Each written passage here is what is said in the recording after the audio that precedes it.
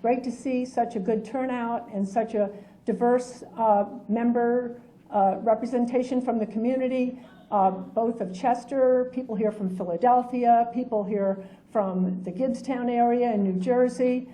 We have people from the state of Delaware here today. We have students, we have young people, old people.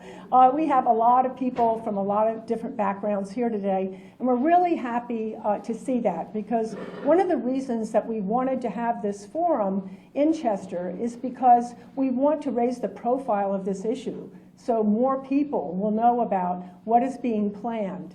And Chester is the closest concentration of people in an urban center to the Gibbstown Logistics Center, which is the proposed export terminal for liquefied natural gas. You're only 2.4 miles away from Gibbstown. And when Fred Millar, our expert in LNG and hazardous materials, arrives, he will explain what the dangers are associated with an impact zone around an LNG facility, and we'll go into that and we'll have questions and answers. As you can see, we have time for questions and answers, and then some discussion about what can people do to get engaged. And there's a lot of people who are concerned about this from different areas, so we want to offer ways that people can connect and get engaged on the issue. So this is just to orient us, so you can see. The circled area is where the project area is. There was one dock that was proposed just to the north of that says Crab Point. That's Dock 1. That's been approved for the Gibbstown Logistics Center. And it's under construction. The dock is pretty much complete, but the landside construction is not complete. They've been going in and out for months of the facility with fill because it's in the floodplain, and they were required to raise it up out of the floodplain. So that activity has been going on, much to the consternation of the people in Gibbstown, because those trucks are going, when I was there, one truck a minute, but at least 45 trucks an hour in and out of the facility carrying in construction equipment and fill in dump trucks right through the town of Gibbstown. And then that circled area is where they want to build the Dock 2. And as you can see, the river is right there, and we have Pennsylvania and New Jersey. It's divided by basically where the navigation channel is that was deepened in order to allow deeper draft ships to go up and down the Delaware River. And then you can see that area there just below the circled area. That's the area on the land that would be developed. It's about at least about 260 acres. The whole site is about 1,600 acres, and it was a munitions facility where munitions were manufactured by DuPont. It was actually built in the 1880s and was operated until about 20 years ago. You can see where it shows the little hatched areas just below the circle, that those areas are now wetlands. They were probably wetlands early on, but they've returned to a remarkably natural state because the site has been fallow for so long. And that orange area you see is the community of Gibbstown. It backs right up to the project site. The property is actually where you see that big green area. That is the part of the property that is within the developed footprint, or the to-be-developed footprint. And the town, many of the homes, their backyards are just adjacent to the property. As a matter of fact, there are 75 homes and or businesses that back right up to the property. So it's right really within there. Let me give you a quick background on the history of the Logistics Center. Back when the site was shut down, there were some other uses after DuPont was there for some time. And eventually, pretty much all of them left, and it was under the Resource Conservation and Recovery Act to be cleaned up under the New Jersey DEP. And the cleanup started by Chemours, who is the spinoff company from DuPont that took on most of the cleanup activities that were required by all the many sites that DuPont has across the nation, but particularly in the Mid-Atlantic, that needed cleanup after being used, many of them, for over 100 years. So that development was ended. A couple decades went by, and the site was bought by Delaware River Partners, a subsidiary of New Fortress Energy. And the site then was put forward through the local municipality first, and then through all the various permitting agencies to build one dock and bring in primarily what they call roll-on, roll-off automobiles, other sorts of dry cargo, perishables with a refrigerated warehouse, bananas, basically, vegetables, anything that they would be able to provide a terminal for marketing and shipping in and out. So that project, we were actually opposed to it, and some of our other colleague organizations who are here today were also opposed to it. Because we did not feel it was necessary to build another terminal when just about 3 miles upstream was the Paulsboro facility, a terminal that was looking for customers at the time. So we felt it was redundant, and that we should really plan more carefully to make sure that we don't overbuild an area and we don't disturb areas we don't need to. But also we were opposed to the export of natural gas liquids, which was one of the cargo that they were planning to use at Dock 1. And that's mainly butane and propane, ethane, and of course Marcus Hook, as anyone around here knows, does that kind of business big time. So we were opposed to that because we did not feel it was necessary, but also because of all the damage that fracking causes throughout the Marcellus shale fields and other places. The gas that would be brought here would most likely be from Pennsylvania and the Marcellus shale fields, where communities have been devastated by the impacts of hydraulic fracturing. And then also because of the climate change impacts and the urgent issues that we have all been facing with changes as a result of climate, we were opposed to the development of any fossil fuels that would contribute those greenhouse gases to the problems that we already have, mainly atmospheric warming and all of the cascade of environmental issues that come from that. And you're going to hear about that in a little while from Jocelyn Sawyer. So we were opposed to that. They did get their permits. Dock 1 was approved. Back then, just anecdotally, there was reported in the newspaper and also at meetings that we had attended at the municipality, the idea of bringing liquefied natural gas in and out of that terminal, and it was rejected because basically the townspeople, including the mayor quoted in newspaper articles, said that's too dangerous and our residents are not really supportive of that, and the idea was dropped. At least we thought it was, because in the end it really wasn't. What we found out through Freedom of Information Act request is that Delaware River Partners, without anybody knowing it, in 2017 made an application to the U.S. Coast Guard for approval for ships carrying LNG in and out of the Gibbstown facility. Now, we feel this was a classic bait and switch. We've seen this many times by big corporations, and this was a classic. They said they were going to do one thing that didn't sound so bad, especially to people who were going to be impacted because they live around there, and they ended up doing something else that was much more dangerous and had the potential for affecting not only the people in the area, but the entire region and increasing shipping exponentially. So we feel that because Delaware River Partners has not been straight with the public and has basically tried to move ahead secretly these applications, that it is most important now that we be paying attention. And when we found this out, we basically shouted it from the rooftops. We filed right-to-know requests. We got a lot of information from various agencies. We found out that New Jersey Department of Environmental Protection, for instance, knew about it back then in 2017. We found out that the Army Corps of Engineers knew about it, maybe not originally, but they did find out in the meantime and never said anything. We found out that the Delaware River Basin Commission was probably the last agency to know, and yet they were the most important and the first permit they needed to even move forward. And when they found out, they didn't say anything until they were called on it. And as a result of this subterfuge and the public not knowing about it, we were all really deprived of the opportunity to weigh in and to discuss this as a public and whether or not this was a good idea for the region, what were the environmental risks, what was this project really going to do to the area and to the Delaware River.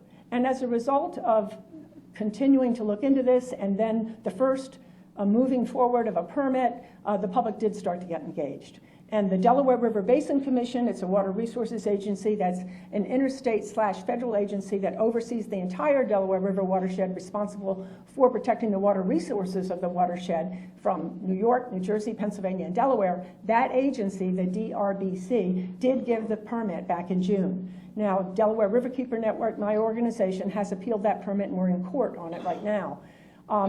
Also, New Jersey Department of Environmental Protection, after a bunch of stops and starts and some opportunity for input from the public, ended up giving a permit for the waterfront development permit and the water quality certification. These are very important permits that they would need and they would not be able to move forward without either. But there are still 8 more permits at least that are needed, really important permits such as the Army Corps of Engineers, who would be the federal agency that would be in charge of what's called the National Environmental Policy Act permitting process. So that's a process that's supposed to bring the public in and take a big look, a cumulative look of what the impacts of a project like this would be in total on an entire region, including the Delaware River and Bay. And also the upstream impacts. We argue that always NEPA should consider the upstream impacts, which means the impacts of the fracking that produces the gas that then gets liquefied and brought down to Gibbstown. So we have been engaged on this. They still have a lot farther to go, but in the process we can share some information. We found out and really early on found out that what this company was planning to do, New Fortress Energy and Delaware River Partners, was build a liquefied natural gas liquefaction plant in Wyalusing Township in Bradford County in Pennsylvania, over 200 miles away, in the Marcellus shale fields. And the idea that this company had is that this is a niche. Everybody's building these facility liquefaction plants right on the coast and putting in the ships. We're going to build it in the shale fields and nobody else is doing it. So we're going to get a lock on this. Well, what's the problem with that? The problem is that then you have to transport it. And transporting liquefied natural gas, as you'll hear from our expert Fred Millar in just a few minutes, is very, very dangerous. As a matter of fact, it's so dangerous that it's banned nationwide by the federal government on rail. And I'll talk just briefly about a special permit that made an exception to that.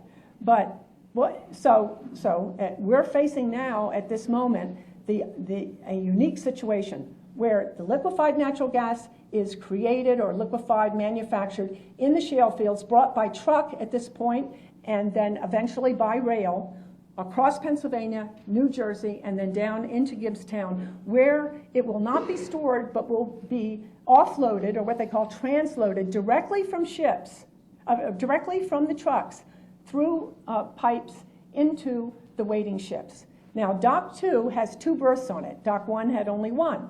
So we are essentially going to see the ability or the potential for tripling the activity at that site. So if you have these ships being filled constantly, and they said it's going to happen 24 hours a day, 7 days a week, 365 days a year, you're going to hear from Fred Millar, what's wrong with that?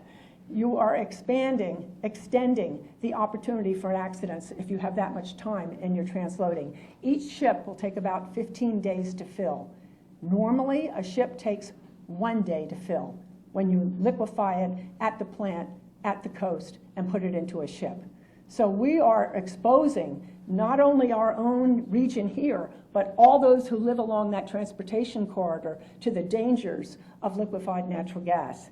And then the other thing that I think we need to I want to just spend a couple minutes on is we think it's going to be about, or in excess of about 5 million gallons a day of liquefied natural gas that'll be actually come through there. And that's an average because some day, they're filling some days. It's not every day. And There will be, according to reports that have been done specifically for Gloucester County for the building of a bypass road, 1,650 truck trips every day to get this product in there. And that includes the natural gas liquids, because remember Dock 1, I said they were going to be always carrying some natural gas liquids in and out, coming in by rail, which is legal, and or truck, and then being taken out by ship. And those natural gas liquids and the liquefied natural gas would add up to over 5 million gallons a day. As far as all of the motor vehicle traffic in and out of the site, according to the county report, 8,450 trips by motor vehicles every single day in and out of this site. It's really not that big a site. I want to show here where you can orient yourself. The red X is the Gibbstown Logistics Center, and that's where the proposed Dock 2, which would allow the LNG is not allowed at Dock 1, it's only for Dock 2, that's where it would be located. And then across, you see Chester, you see Tinicum Township. Tinicum Township is only 1.25 miles away, and there's a little island, Tinicum Island there, which is a stone's throw away. So everything is very close, and actually as close to Pennsylvania as it is to New Jersey in terms of impacts to communities. Now let me just give you one other piece of information that is important. This company, New Fortress Energy, they're very aggressive. It's run by a hedge fund manager, Wes Edens, and his partner, Mr. Lasky. They're very politically connected, and they have been very aggressive in developing their markets. They're planning on sending this liquefied natural gas to the Caribbean. They've also said they want to send it to Angola, to Ireland, to other places as well. But by sending it to the Caribbean, specifically in Puerto Rico, they also have a Jamaica facility that they are already sending it to from another location. But if they go to Puerto Rico, they don't need to get Federal Energy Regulatory Commission approval because it's considered to be a domestic transfer and not in need of that or Department of Energy approval. Another way that they're getting or escaping oversight that they really should have. But what they did, because they could not move this by rail, which is quicker, maybe less expensive, not necessarily, than trucks, is they applied for a special permit from PHMSA, the Pipeline and Hazardous Safety Materials Administration, to move by rail in old rail cars, 50-year-old design, liquefied natural gas from Wyalusing Township in Bradford County to Gibbstown. And they got their approval. Now, I just have to say, this followed on the heels of an executive order issued by President Trump that he wanted liquefied natural gas to be approved by PHMSA within 18 months. And that time is approaching, and because of that executive order, we believe it did really grease the tracks for the special permit that was given to the subsidiary. Again, it's a subsidiary of New Fortress Energy that got the permit, Energy Transfer Solutions. But it also resulted in a bigger, larger rulemaking that would change the rules, take away the ban on moving LNG by rail, and allow it to be moved all over the nation by any company.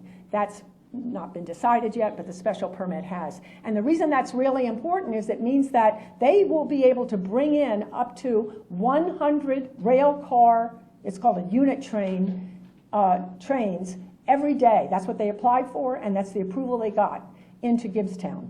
And they could also bring in trucks. So we know now that they have actually managed to get some of the approvals they need for the transportation, even though they do not have the liquefaction plant built yet. It's been permitted but not built. And they also don't have their approvals for Dock 2 for the LNG handling and shipping. Jeff Tittle is going to be speaking about the environmental impacts. There are 45 acres of dredging that needs to be done. There's a lot of environmental disruption that needs to be done in order to make this happen. The last thing I'd just like to say is that this is a contaminated site. As you can imagine, manufacturing munitions for over 100 years leaves behind a lot of pollutants, nitrobenzene, aniline. It's also one of the largest, if not the largest, source of PCBs to the Delaware Estuary and Bay, and that's as a result of Delaware River Basin Commission study and process that identified the various sources of PCBs under a federal requirement for the Delaware River Basin. So this contamination is another issue that we're very concerned about, because if you're mucking around on this site, if you're dredging, if you're changing the physical nature of within the footprint of this development, and the contamination is still there, the pump and treat systems, the groundwater pumping is still going on by Comores, what is that going to do in terms of moving those pollutants around and perhaps moving them out into the environment where right now they're not? So at this point, I'd like to thank you for listening to the background. It takes a little time to run through it, but I'd like to, and I just do want to show you what these ships look like. This is a picture from the Delaware River Partners, one of their applications. This is what the dock would look like. It's actually sitting out in the water, and it's a metal trestle. And then you can see the two ships they have sitting there. You actually can see Tinicum Island and then Tinicum on the other side. This is looking at it as if you were standing on the shore at Gibbstown on the New Jersey side of the river. So it kind of gives you an idea. The ships that they would be using are what's considered to be the most commonly used today to move liquefied natural gas around the world. And we'll talk a little bit more, and maybe during questions and answers, about all the problems with that out on the seas and the markets for that. But you can see this is the mid-size. There is a bigger ship, and then there's also ships with ISO containers on it. We don't know what they'll end up using. This is what they're saying now that they're planning on using. So thank you very much for your attention, and I'm going to now invite up Jeff Tittle. He's the director of the New Jersey Sierra Club, and he and I have been involved in this from very early on, the last few years, and he's going to fill you in on environmental, local, and regional issues. Thank you, Jeff. Thank you. Jeff Tittle, director, New Jersey Sierra Club, but I also have another interest. My grandchildren live only a couple of miles from here in Wallingford. So what happens in this area affects me very personally. And I just wanted to start out and just sort of ask some questions for the people in the audience. Do people in this area believe that we don't have enough air pollution? Do you believe we don't have enough hazardous facilities? How about, do we have enough toxic sites? Is there enough water pollution? Do we need more? Do we need to lose more habitat for different species, and do we need to, threaten our river? And of course, the answer is no. We're here today because this project is a massive project that's going to have major consequences to the region by both the safety and environmental impacts. And I just wanted to start off and say that if I had a little ping pong ball in my hand, because of how big LNG expands, that if it warmed up, it would fill up this entire room. Just that ping pong ball. It's 620 to 1. So think about that. In order for that to work, they have to take natural gas from fracking and all the pollution from fracking, other people talk about that, and all the water pollution from fracking, and use a tremendous amount of energy to cryogenically freeze it down from something of this room to something about that size. And so that in itself makes us almost an energy negative in a lot of ways because of the amount of energy. But the other important parts, to this region, and I wanted to do a couple little safety issues because we've been involved in LNG, and I go back to when they wanted to build 2 floating islands off of New York Harbor back in the 80s for LNG terminals. And, and we've also been involved with one up in Boston. But when these tankers are in port, or coming up and down the river, there's major safety issues. And part of it is because if there's an accident, whether it's deliberate, accidental, threat of terrorism, it could be catastrophic. So in Boston, for instance, when the LNG tankers come in, they close all the bridges into Charlestown, where the port is. They put the National Guard on it. Logan Airport does not allow planes to take off. So the reason I'm saying that is because the Commodore Barry Bridge is right here, and the Delaware Memorial Bridge, and the Philadelphia airport's there. So, just to understand that piece of it. The other point, too, is that the number of trucks that they're talking about, I think it's larger because when I've looked through the literature, most of the tanker trucks take between 1,750 gallons to 2,000 gallons. So when you're talking about 5 million gallons, it may be substantially larger. But even taking that number of 1,600, which is they're putting in, that volume of truck traffic, and think about the roads around here, crossing the Comrade-Barry Bridge or the Ben Franklin Bridge, or coming on 295, or coming up 95, coming out of Bradford, Pennsylvania. There's a tremendous amount of pollution to an area that already has too much truck traffic and pollution. But the other thing is, we all know our roads can get slippery and there could be accidents, and so you think about if something like that happens, you know, they say the blast zone from one of those trucks is about 600 yards. So, you know, think about it that way, 6 football fields.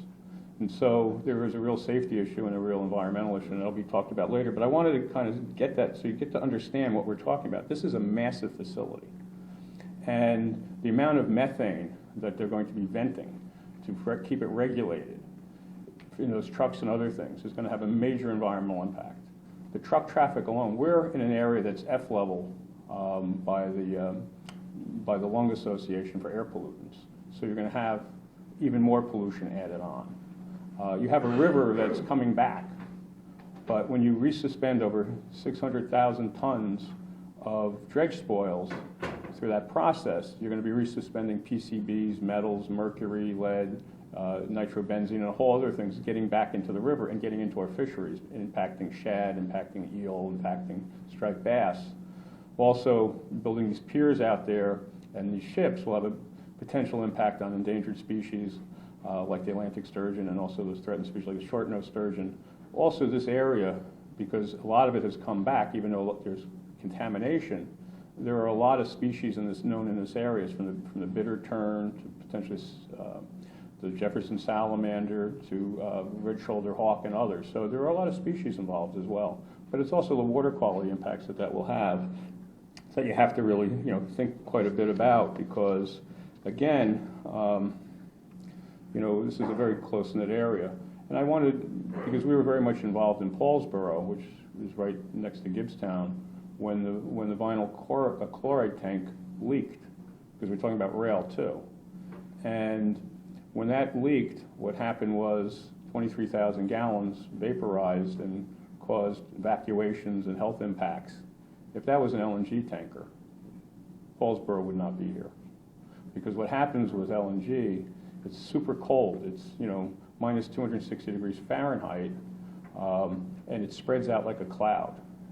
And it lays close to the earth, and it suffocates anything around it and freezes things. It's sort of like Folger's crystals, freeze-dried to a crackly crunch. And I'm not trying to be facetious here, but I mean, that's what happens because it's so cold. And then any spark or energy could ignite a fireball. And that's why it's so dangerous. There were, you know, when they were talking about the one off the coast of New Jersey, you know, they were talking about the potential impact to New York City and that. And, you know, a small leak many years ago in Cleveland of an LNG tank flattened 43 city blocks. We've had tankers almost blow up, and, you know, and we've had also tank trucks blow up and catch fire in places. So there is a real safety issue. And that's an environmental issue too, because of all that pollution that would come, not only all the potential, even if it's a minor leak and it's caught in time, there's a tremendous amount of pollution that comes from it. You know, we're here also because, you know, we're in ground zero for sea level rise. And Delaware Bay is considered one of the most vulnerable estuaries in the country for sea level rise. The Delaware Bay shore is losing a football field a year of wetlands, you know, coastal wetlands. Plus, it's, you know, one of the most important migratory bird stops on the eastern seaboard, where over 150 different bird species go there, and many of them are endangered, like the red knot. And so the increase of greenhouse gases from this facility and from the fracking and the trucks and everything else will add to that. And the Delaware River itself, if sea level rise keeps happening at the rate it's happening, the city of Philadelphia's water supply will be threatened. Because right now, you know, during the dry months, the saltwater line comes up to about the Commodore-Barry Bridge. There are times other droughts would come up close to the Schuylkill. And as sea level rises, and we're talking about a sea level rise for this region of potentially, you know, 3 feet in the next 50 years. In fact, Rutgers did a study, and they said that New Jersey could possibly, by 2100, see a sea level rise of 6.4 feet. If that happens, not only will this facility go underwater, but that saltwater line will move up the river, threatening Philadelphia's intake. And that's another reason why climate changes and dealing with greenhouse gases, since methane in particular is 85 times worse than CO2.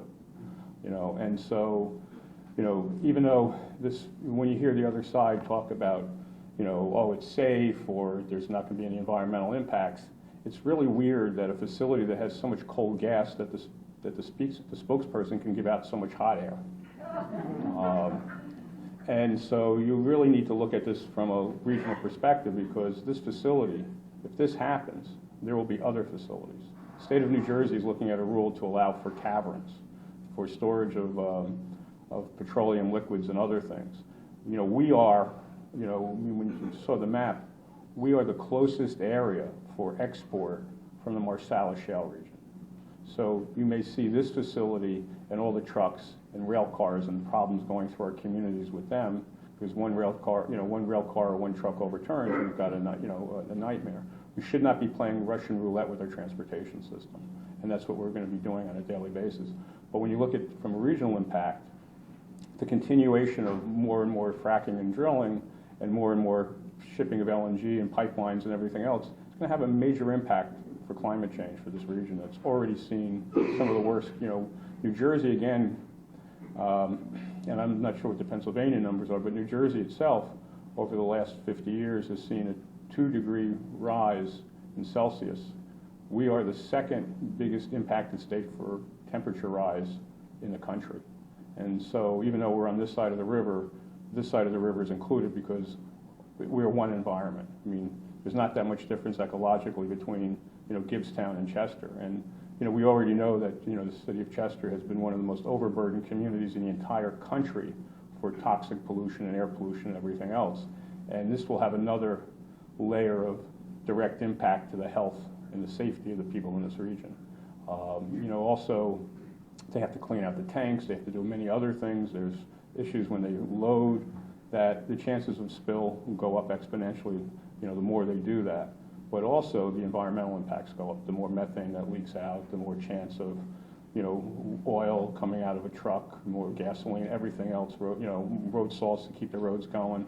It all adds up. And so when you look at this project from a cumulative impact, it really has tremendous problems. And going back to the site itself, it is one of the most contaminated sites in New Jersey, and it should have been on the Superfund list, but in New Jersey, DuPont has a lot of special favors with a lot of politicians.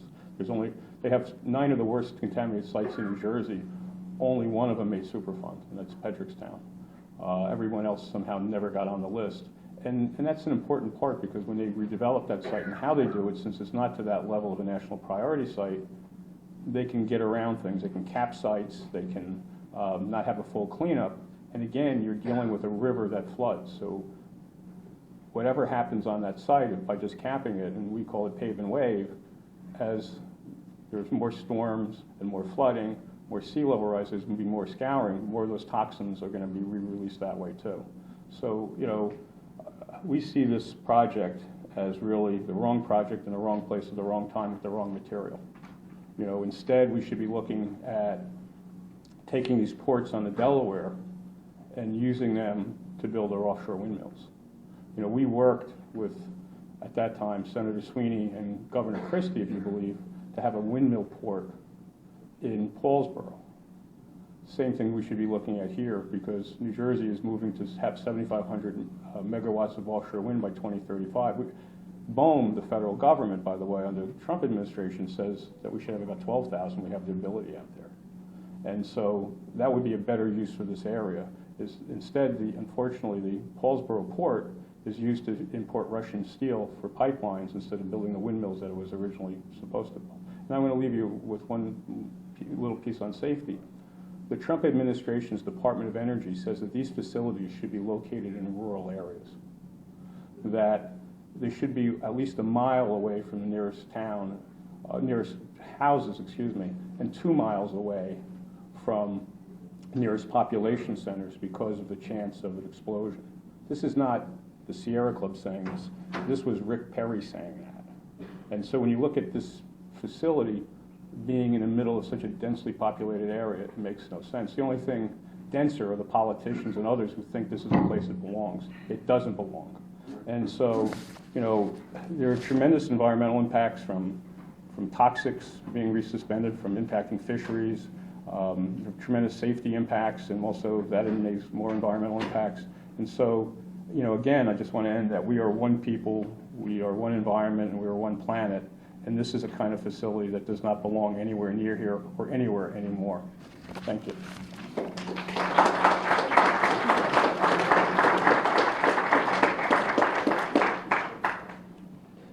Thank you, Jeff. Next, I'd like to introduce Jocelyn, and I'm going to get Sawyer, and I'm going to get her PowerPoint slides started here. Sorry, I took this of yours. That's your little cheat sheet. This one, right? Yes, that's the one. There you go. Thank you. Great, thank you. Is this a good volume? And make sure everyone can hear me. Great. Yeah, I would like to talk about the climate impacts of this project and contextualize the Gibbstown site, in just the regional fossil fuel projects and what this means for the situation that we are in with climate change. I'm Jocelyn Sawyer. I am an organizer in South Jersey with Food and Water Watch and Food and Water Action. We work to fight for food that is safe, that everybody can trust, and affordable, clean water for all, and a livable future and a livable climate, which are, I hope, goals that we can all agree on. So just some brief background, where we are right now with climate change. Climate change is the biggest threat right now that is facing our food and our water and our communities. And the science is extremely clear about where we are, what needs to be done, what the consequences will be if we don't take bold, decisive action at this point. And so this is a graph here from the International Panel on Climate Change, which shows that we already have experienced 1 degree Celsius of warming since the average global temperatures before the Industrial Revolution. 1 degree doesn't sound like a whole lot of warming, but it is Celsius, not Fahrenheit, and also because of the way that global temperatures are distributed, that means actually a much higher level of warming at the poles in certain other areas of the globe, and significant consequences that we're already experiencing, we're already seeing in our climate. Droughts and heat waves and fires and just extremities in the weather patterns, extreme weather events like Superstorm Sandy, which was exacerbated by climate change. So we can see at this graph, it's from 2017, we're already at 1 degree of warming. We're on a trajectory to get to and exceed 1.5 degrees Celsius warming. And what that means is a pretty grim picture that we're facing. So in fall of 2018, the United Nations International Panel on Climate Change put out a special report on 1.5 degrees Celsius of warming. And this report was authored by 91 scientists, even more, I think another additional 100 plus co-authors from 40 countries, who reviewed thousands and thousands of studies looking at the climate projections and what actions need to be taken to limit the warming. And what this report made so clear was that the amount of warming that we can expect to experience, the difference between 1.5 degrees and 2 degrees, or even fractions of a degree, that will make a huge difference in what kind of future we have and how severe the impacts are on our agricultural patterns and sea level rise and our aquifers, our water systems, the extreme temperatures, the extreme weather patterns. And this report concluded that to have the best chance of avoiding the most chaotic, catastrophic effects of climate change, we have to keep warming to under 1.5 degrees Celsius. And what that means for us lay people is we need to dramatically cut our greenhouse gas emissions very fast, stop spewing greenhouse gases into the atmosphere, and we need to see a 45% emissions reduction from 2010 levels in the next 10 years by 2030. And we really need to get to net zero, so where we're not putting out more than is being captured and taken in by 2050. But that 10-year mark at 2030 is incredibly important. And if we don't meet that goal, that goal that's coming up very quickly, we could start to see a really severe snowball effect of just things spiraling out of control with runaway climate change. And so I know that that information is probably reviewed to some, but just wanted to make that very clear. And unfortunately, the natural gas industry has no plans of curbing emissions. This is actually out of date at this point, but these are some of, and not all, of the new gas infrastructure projects that are moving forward or planned or have been recently finished in the state of New Jersey. So not even counting Pennsylvania, this is just New Jersey. These are new gas pipelines or compressor stations or power plants that are being constructed and that the industry imagines will have a lifetime of several decades and still be operating way past that important checkpoint of 2030 where we need to be dramatically reducing our emissions. And so these are some things that you might have heard about natural gas, that it is actually a better option for the climate than coal, or that it's a bridge fuel that will help us transition to cleaner energy, or even this idea that we actually need to build natural gas infrastructure to meet our energy needs. But these are all messages that have been put forward by the industry whose real motive is profit and is putting profit over our communities and over our health and our climate. Food and Water Watch recently came out with a number of new reports that pull together a lot of research about fracking and natural gas and have reviewed a lot of studies and a lot of research to show that actually these things are not true. And the reality is that gas is just as bad for the climate as coal, especially in the short term, as Jeff had mentioned. Methane is 85, 86 times as potent as carbon dioxide in the short term, and that short term window is so critical. That's what we're looking at. And so much methane actually leaches into the atmosphere in every stage from fracking to transportation, every stage of the process, that any kind of climate benefits the gas would have had are negated by just how much greenhouse gas is pouring into the atmosphere even before we burn the gas. And the truth is that we already have reliable, clean energy technology that we need to power our homes and communities. Fracking, and especially this Gibbstown site, which is an export terminal, is not about energy security or keeping energy costs low. In fact, it's quite the opposite. It's that we actually have a glut of domestic gas. It's so cheap that the industry can't profit off of it. And that's why they're turning to exports in order to keep those prices high enough that they can profit. They don't want our energy to be so cheap. And in addition to that, a lot of gas that is being exported, especially from the Marcellus Shale, is intended for plastics manufacturing, which is kind of the next big profitable horizon for the gas industry. Is not energy, it's plastics, because plastics are made from fossil fuels.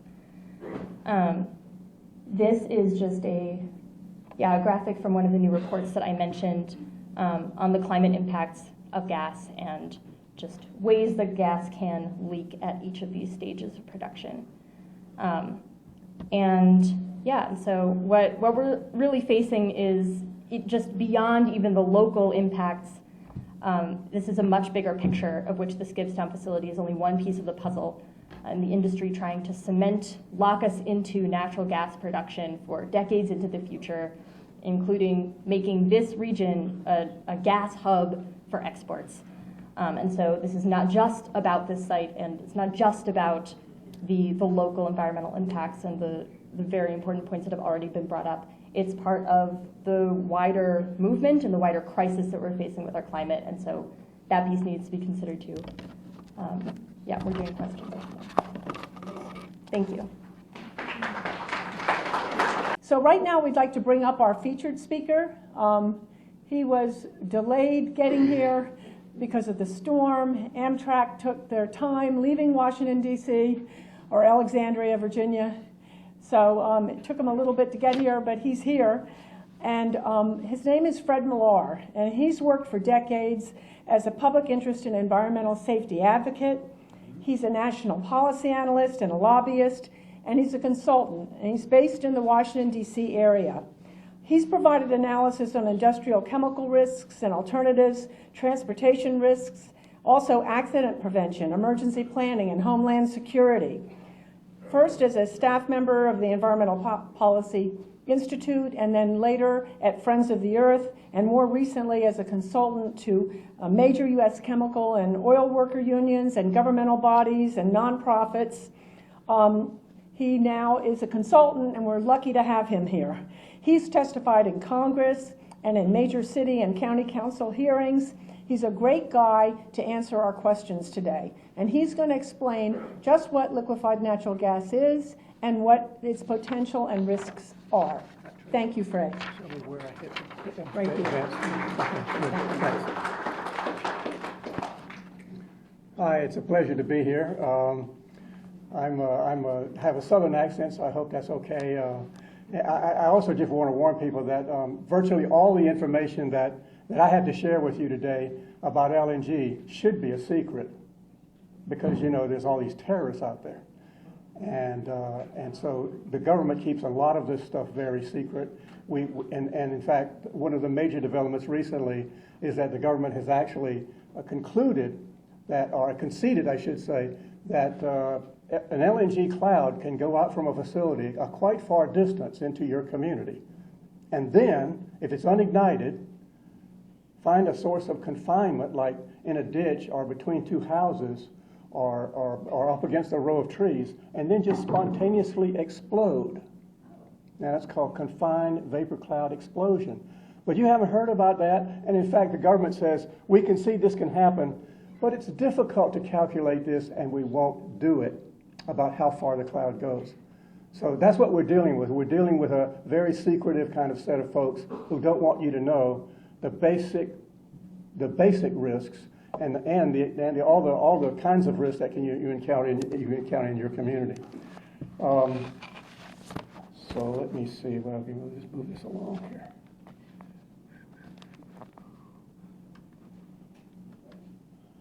One thing to note is that LNG is now more important out in the world than it has been up to now, and the United States is cashing in on that. The United States has now become the biggest exporter of all the other nations to Europe. So I just want you to know that that's part of what the pressure is on your area, is that your coastline here on the East Coast is the closest to Europe, as was said earlier, and so you should expect that you're sort of in the bowling alley for a whole lot of stuff that's going. I mean, we have overtaken all these other countries in terms of exports to Europe. One thing that all communities want to know is how far is safe enough? How far can you have an LNG release that can cause what kinds of impacts? So people do all kinds of calculations and try to use very kinds of sophisticated calculations. This is a probabilistic kind of calculation, which really doesn't tell you how far the cloud can go in terms of the consequence. It just says, well, the probability that this will happen is so far out to here and so far out to there. You should know right away that probability calculations are designed to obscure the truth of distances and consequence calculations. I mean, what we should be demanding is worst case scenarios in terms of distances of what kinds of impacts can occur in our communities.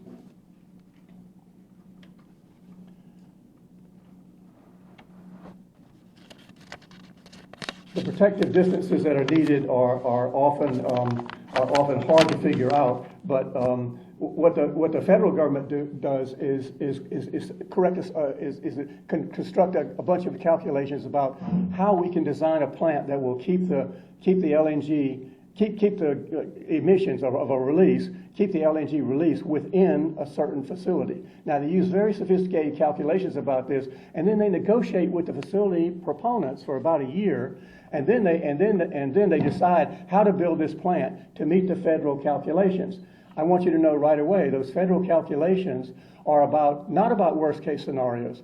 They're about, quote, a credible release, a small release, a smaller release of LNG on the facility site. And so they're basically negotiating with the plant designers on how they can meet the federal regulations. And it's all very quiet behind the scenes calculations that you're not in on. So that's just another side of the whole situation.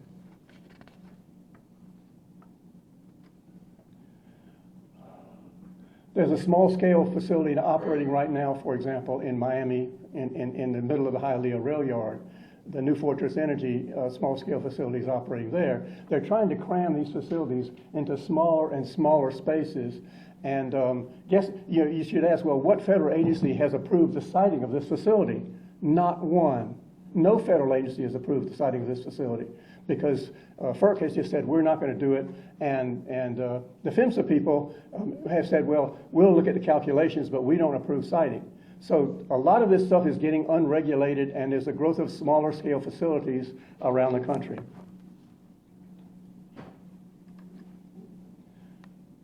You've already seen some of the pictures of super tankers that are being used. This is the kind of ship that would be calling in at your facility at Gibbstown once it gets going.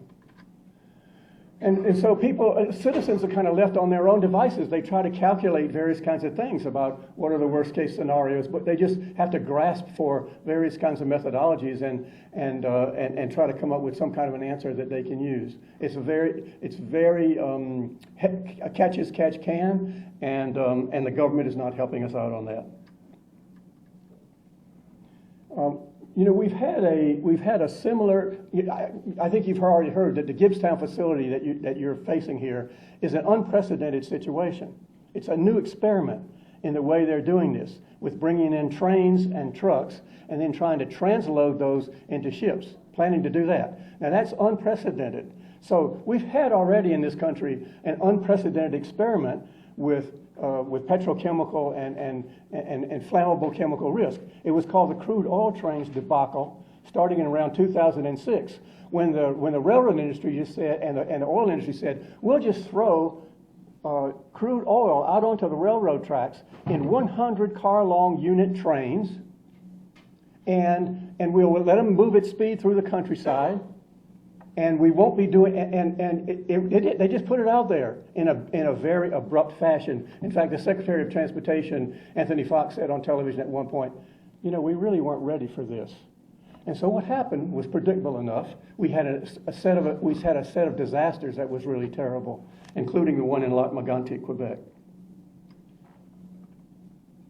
Now, I mentioned earlier, you have ports on the East Coast that are in the sort of firing line for a huge amount of export of crude oil and LNG to go to other places in the world, including to Europe and maybe even to Asia. But you're closest to Europe, so that would probably be the one. This is the port of Albany in terms of the kinds of trains lined up to put crude oil into tankers on the way to export. Lac-Mégantic was the iconic disaster in the crude oil days, again, where we had an unprecedented experiment going on, and it didn't work very well. These unit trains are very long trains and hard to handle. Whether they're LNG or crude oil, they're very hard to handle. And they were blowing up, and just one train blew up in the middle of the night in Lac-Mégantic, Quebec, and killed 47 people. So that's kind of the iconic. But we had 15 or 20 other major accidents with ethanol and crude oil unit trains. And so basically the federal government came in and finally did some regulations. They designed a new tank car for crude oil, for example. But even that tank car has continued to release. It's only marginally safer. I mean, this industry is on a roll, and the federal government is only marginally regulating any kind of new safety devices. You can say similar kinds of accidents can happen with other kinds of chemicals besides crude oil. This is propane. This is LPG. This is a set of rail cars in Crescent City, Illinois, that blew up and put out a fireball like that. That is what we're facing in terms of multi-car derailments of the other kinds of cargoes that could come into Gibbstown, not just in the LNG. LNG goes around the countryside in trucks that are nice and shiny, and they've been going to remote areas around the United States for many years, and they haven't had a disaster yet. They've had a few kinds of accidents, but it's not been a very big part of the U.S. energy picture. It's just been a very small part.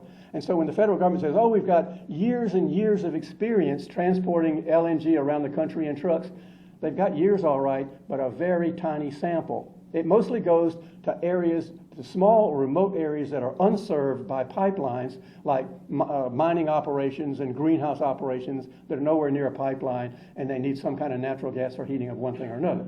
So The truck LNG flows in the country, however. Now this is an estimate of what the truckload of LNG patterns go around the country. You'll see that your area gets a substantial flow of LNG trucks already coming through this area. So and what I'm saying again is that they go mostly to areas that are underserved. Like some of yours may well be going to New England, places where the pipelines don't reach very well. The industry is, you won't be surprised to hear, the industry is, let me go back one.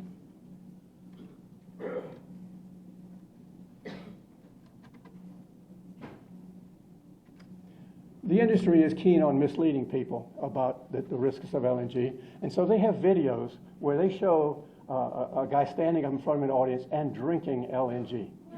Okay, now you can do, liquid LNG, it's true, liquid LNG does not burn and it does not explode, but the liquid LNG is so cold that it picks up heat from wherever it is, whether it's the land or the water, and then it forms a huge vapor cloud 600 times bigger than the container, 620 times bigger than the tank car or the tank truck, and that cold, dense cloud is what can move into your community and either ignite or be confined and blow up. So, but industry trots these people around and says, see, you can practically drink LNG.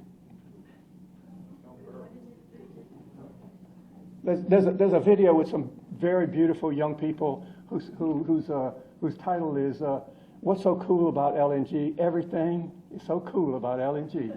And so I recommend the video if you want to get really impressed with how slick and how determined this industry is to try to convince people that LNG is a safe thing.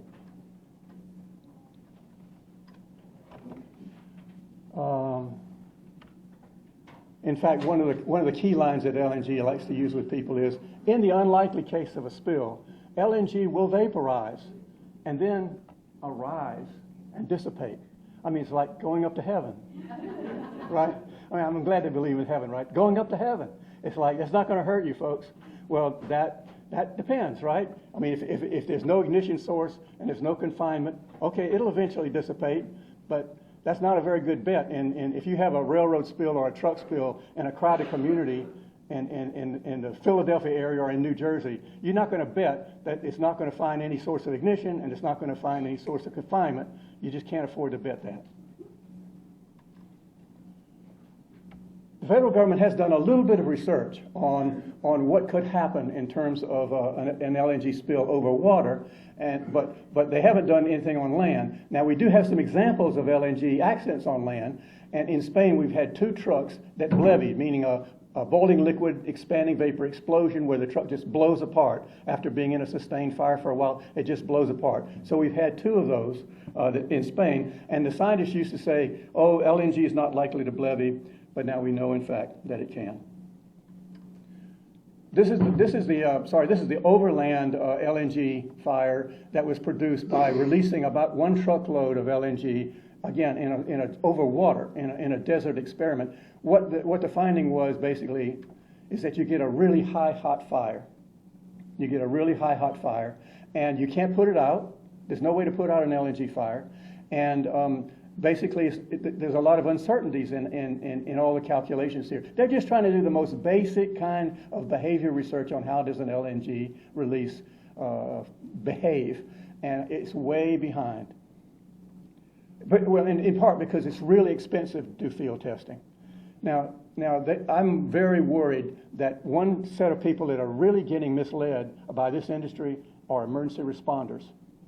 The emergency response community is being told, and I've seen the written training materials that the federal government actually funded that go out to the emergency responders, and they have 2 main themes: is you can manage an LNG release using your, as if the same kind of techniques you might use for offensive firefighting or whatever, you could use for an LNG release.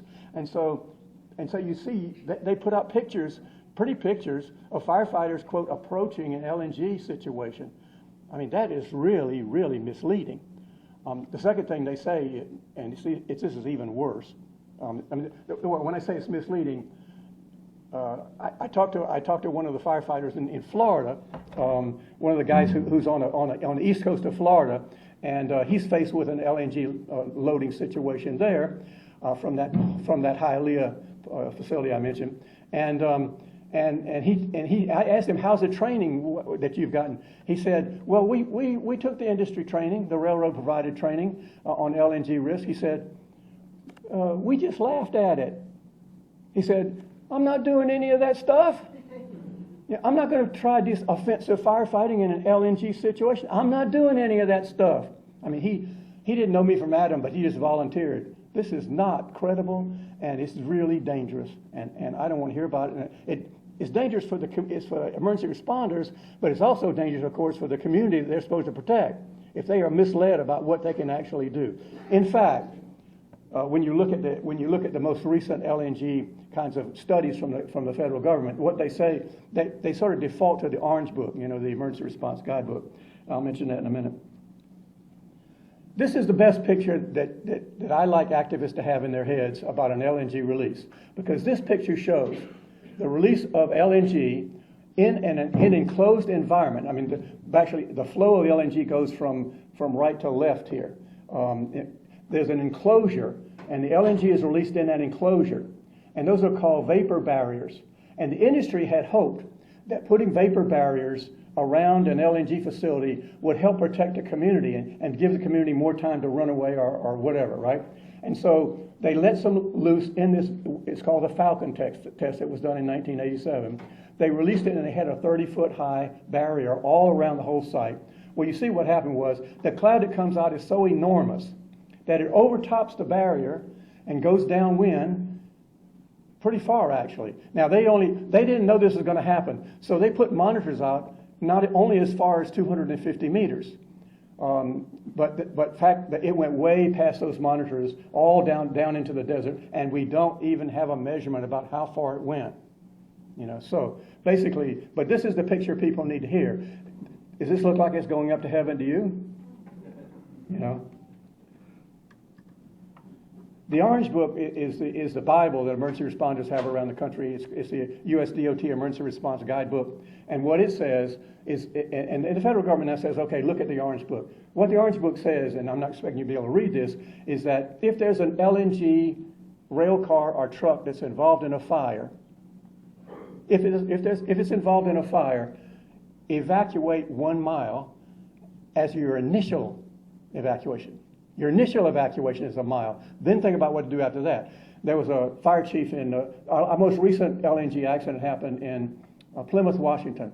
And the local fire chief, which had an LNG facility in his county, didn't know anything about LNG. So he called the next county and talked to Lonnie Click over there and said, Lonnie, you know something about hazmat. Will you come and be the incident commander at this site? We've got fires and explosions at the LNG facility. So Lonnie Click says to this big audience in Washington, D.C., he said, I didn't know anything about LNG. I got my LNG training 101 as I was driving a half an hour to the facility. Yes, I was driving. And he said, and basically he's looking at the Orange Book and so forth, and he said, once I got there and I saw there were fires and explosions, I evacuate, and I saw that the Orange Book said evacuate 1 mile. I evacuated 2 miles. I evacuated a radius of 2 miles around an LNG incident in a relatively rural area. Now, just try to extrapolate that to evacuating 2 miles in New Jersey or Pennsylvania, a major city. It would be incredible challenge, right? There's a few experiments going on with LNG fuel locomotives around the country that are not really important to know very much about. I want you to see what the trucks and the rail cars look like. These are just the major vehicles that are now being used. The trucks are about 10,000 gallons, and the rail cars are about 30,000 gallons each. There's also ISO containers, intermodal containers that can be used to transport LNG. Every flat car, every rail car can carry 2 of these. And there's some of that going on now in Florida in a very regional experiment and up in Alaska. There's a thing called bunkering LNG, meaning how do you refuel a ship that uses LNG? So the tote ships that carry freight, the tote company has ships that carry freight. They bunker they refuel their LNG engines in their ships by bringing LNG trucks up to the dock and unloading LNG into the fuel storage tank of that bunker ship. That's not the same as filling up a giant cargo ship that's going to carry LNG. They're just filling up the storage tank for LNG on this boat, on this ship. And I'll finally just finish with this, because this is kind of outstanding recklessness on the part of the industry. The industry, this is a schematic of what would happen, of what's called simultaneous operations, meaning if we're going to have cruise ships going into Florida ports that are, if the fuel ships themselves are, if we have cruise ships going into Florida ports, if they are fueled by LNG, then that means when we get to these Florida ports, we're going to have to refuel with LNG as we get there. And the cruise industry is going to Florida ports, and this is what the Coast Guard says, and they are basically bullying the Florida ports by saying, we want to be able to conduct simultaneous operations. Now, as cruise ships, we make money by loading and unloading, say, 7,000 passengers into a ship, loading and unloading 7,000 passengers into a ship. So that's a lot of time. And if we have to wait until you finish refueling with your LNG truck, that's going to cost us money. So we want to do SIMOPS, simultaneous operations, means we want to be able to be fueling with LNG at same times as we're loading passengers onto this. Now, when I talked to people at the National Passenger Association about this, they had never heard about this problem. But they did say to me, well, we tend to think of passengers as like the most risky kinds of folks in the whole maritime environment. I mean, passengers have cell phones and they have cigarette lighters and they have, they just kind of do things, and you don't trust them to be well trained and careful, right? So in any case, this is just one final example of how reckless this industry is getting to be. If you know anybody that, this is maybe the future of the cruise industry, is that they're going to be finding that passengers are loading onto these giant cruise ships that carry 7,000 passengers simultaneously to LNG refueling operations.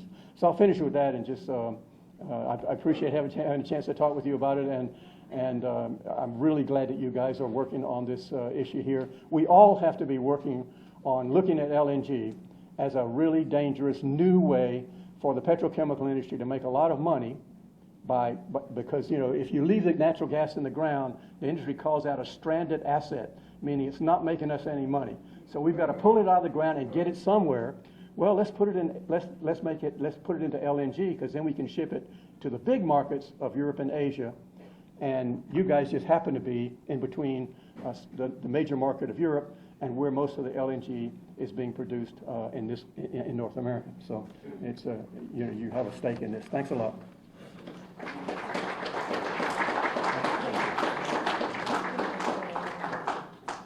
So we're going to have some questions and answers now. And we're going to throw it open. Maybe our panelists can come up. I was a little unclear about the actual process of getting the liquefied natural gas into the ships for export. Can you just explain that?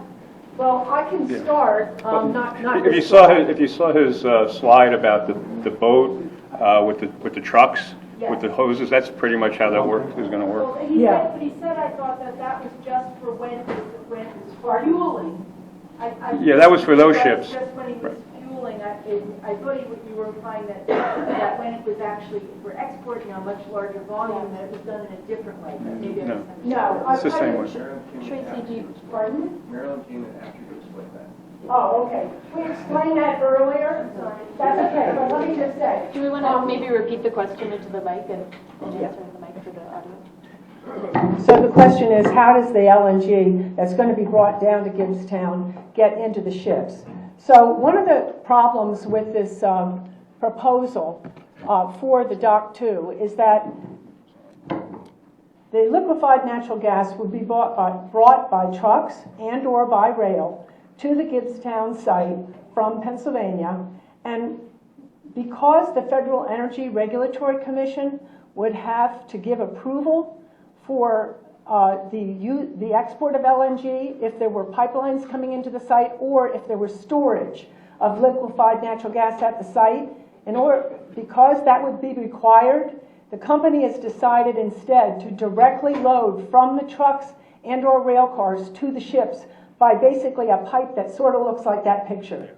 So there is a 20 rail car rack that's being built for Dock 1, originally just to move liquefied hazardous gases or natural gas liquids.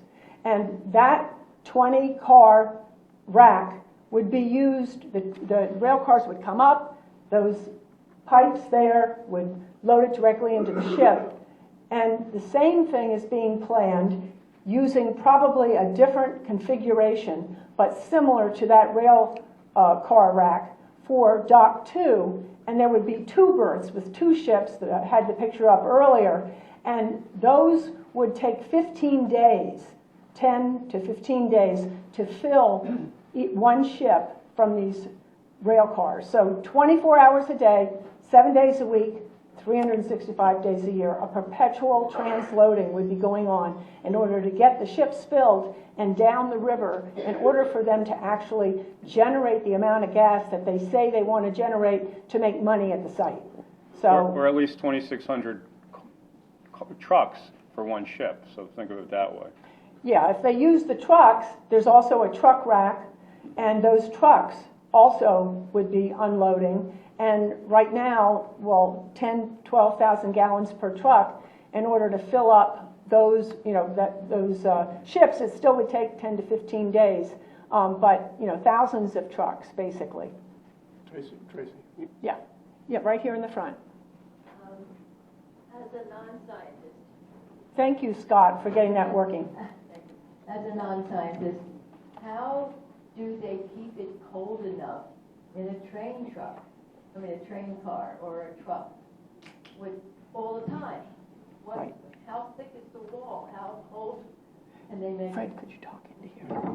Fred will answer that. Right here, that one doesn't Oh, work. no, okay. It's very difficult to keep it cold. In fact, they can't keep it completely cold. They just have very well insulated trucks and very well insulated rail cars. But they also lose a certain amount. I mean, they cannot keep it cold enough so that there's no evaporation even in those kinds of insulated cars. So they have to have various kinds of valves that release the pressure that from the evaporation. And they just try to make it so that they get to where they're going quickly enough so there's no serious loss of the contents. Of course, this is money if they're losing LNG. So they through this vaporizing. So they basically try their best to get there in a relatively short period of time. One thing to say about this to notice is that this looks to me like it's only a one pipeline at a time system, one truck at a time, one pipeline at a time. When we said that this other proposed thing at Gibbstown is a very different thing, it looks like they're going to have 24 rail cars or 24 trucks lined up, all unloading at one time into a huge system of piping over to a ship. Right. Now, basically, that's unprecedented. And anytime you have an unprecedented set of operations, there's all kinds of things that can go wrong, including human error and including accidents, failure of equipment, and we can't forget about the potentials for terrorism. I mean, let me just mention about terrorism.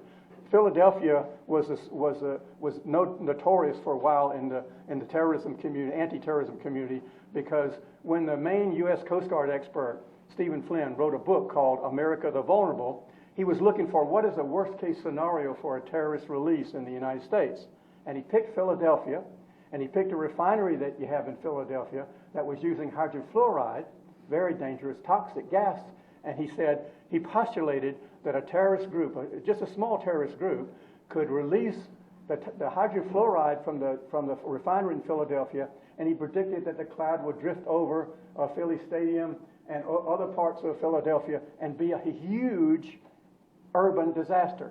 So all I'm trying to say is that the Philadelphia has already been chosen as a place where you could have something like that.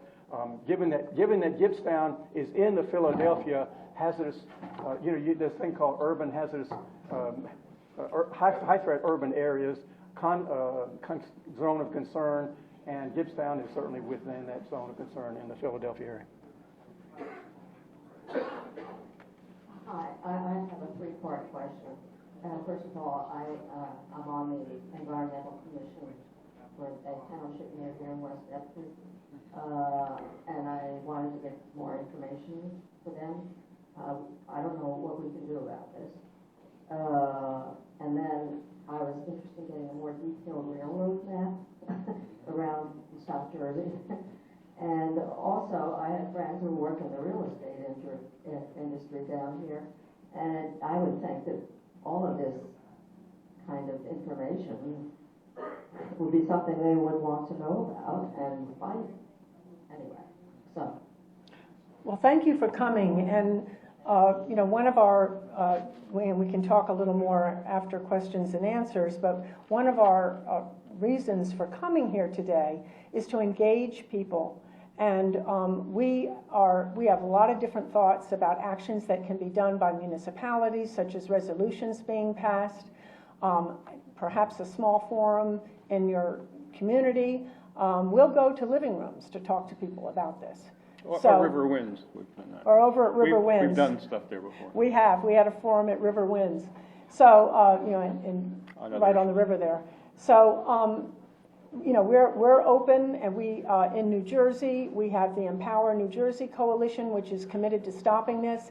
In Pennsylvania, really, it's growing, the interest, because more people find out about it, the more people become concerned. So we really would like to work with you.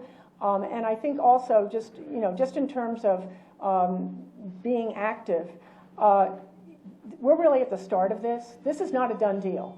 They've received 2 permits. My organization is appealing both of them, so we're in court fighting them. We believe they made fatal errors in the way they issued those permits, and the National Environmental Policy process,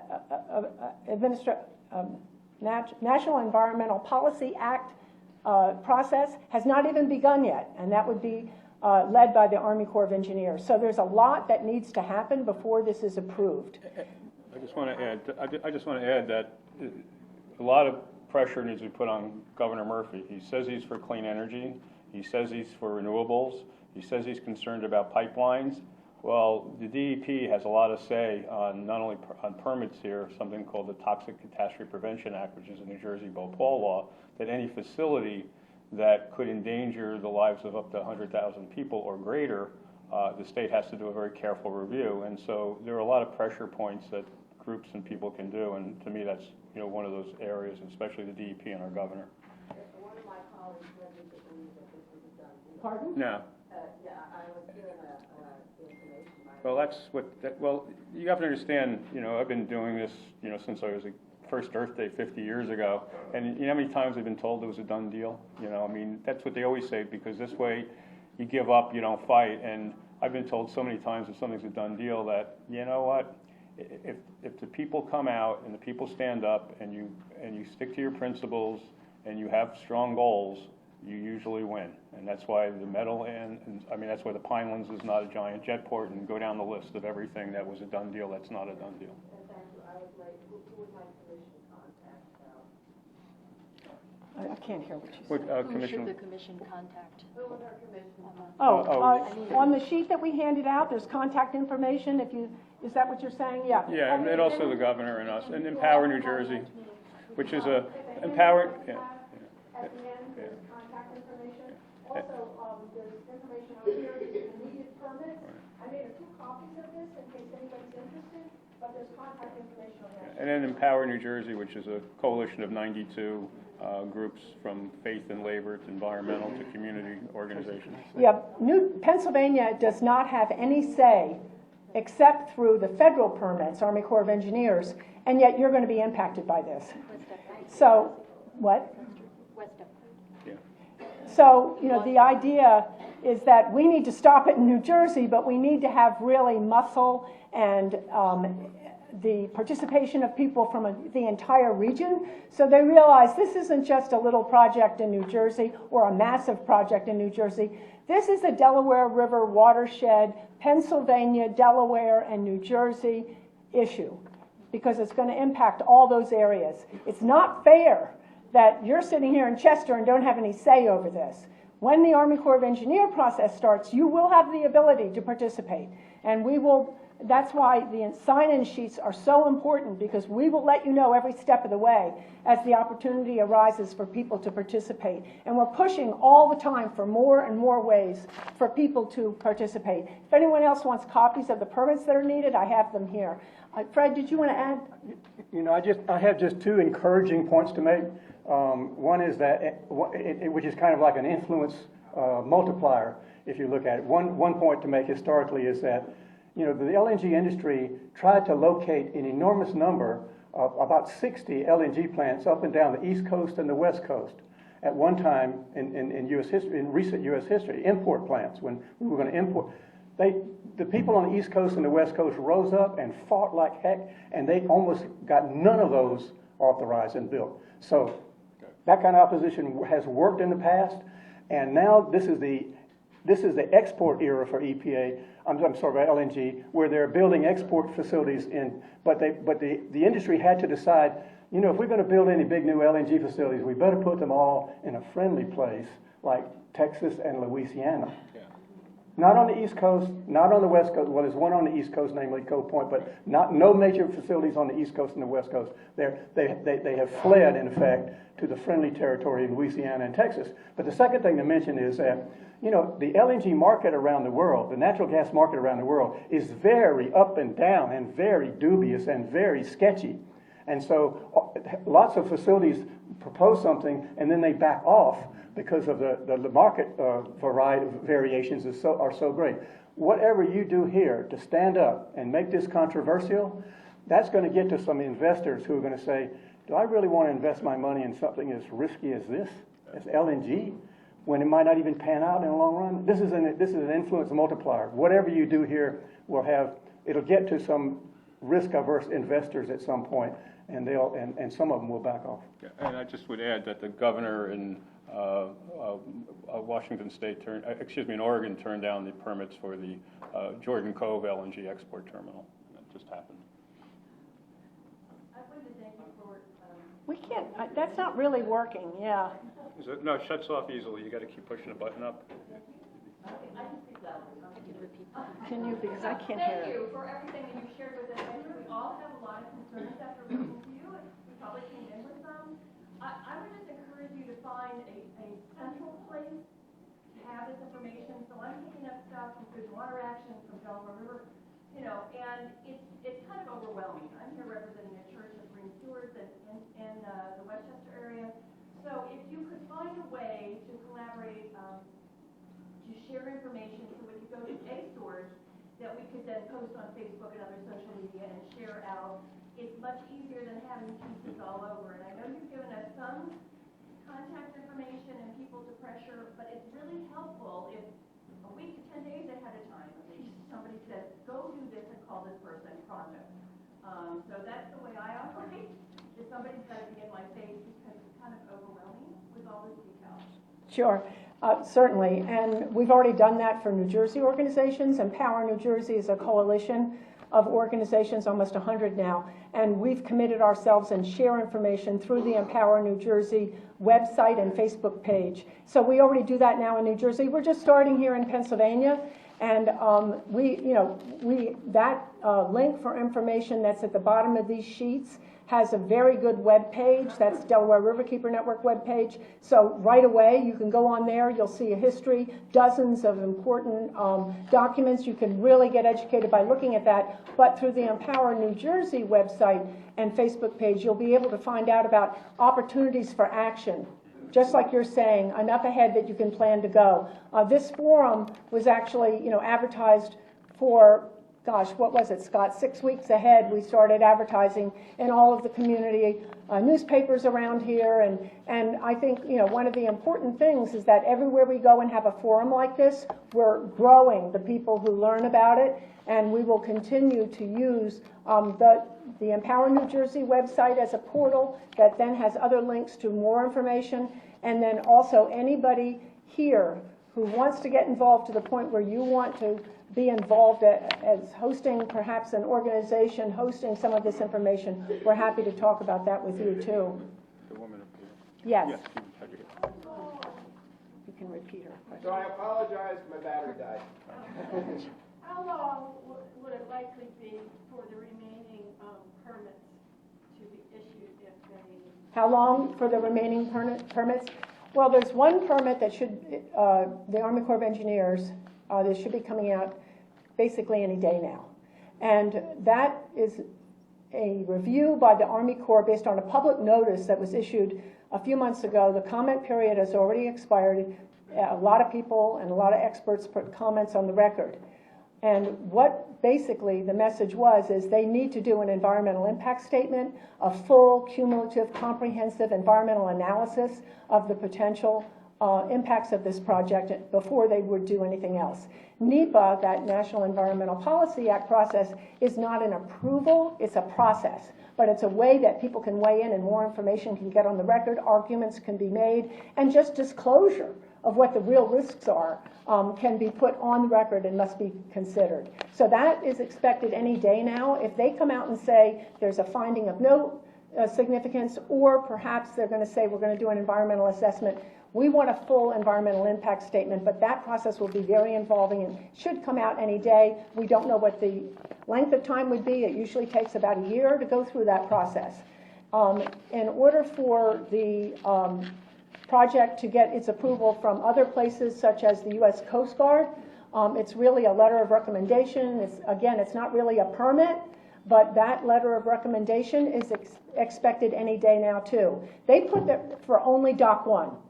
Dock 1, remember that secret letter that I told you about that was filed by Delaware River Partners without letting anybody know, and many of the agencies didn't even know, saying they wanted to move liquefied natural gas when they were saying to the public and the local community, it's not going to be liquefied natural gas. That secret letter was dated September 2017. The U.S. Coast Guard has taken to this date to review that letter. And any day now, they should be coming out with their decision about whether they feel there's enough room or space or opportunity on the river for Dock 1 to move ships up and down the river. Now remember, we're talking about tripling the activity at the site because the second dock with 2 berths triples one dock with 1 berth. Whether or not they can do that is totally up in the air, and the last time we filed a Freedom of Information Act request with the U.S. Coast Guard, they said they hadn't even received that application yet. That was a few weeks ago. So that process took them over 2 years for Dock 1. I don't know how long it would take for Dock 2, but you get the idea.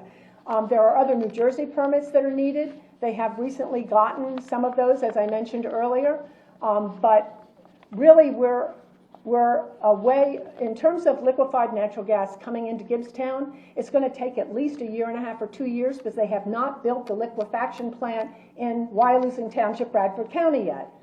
So that's permitted, but that's not built yet. They started clearing land.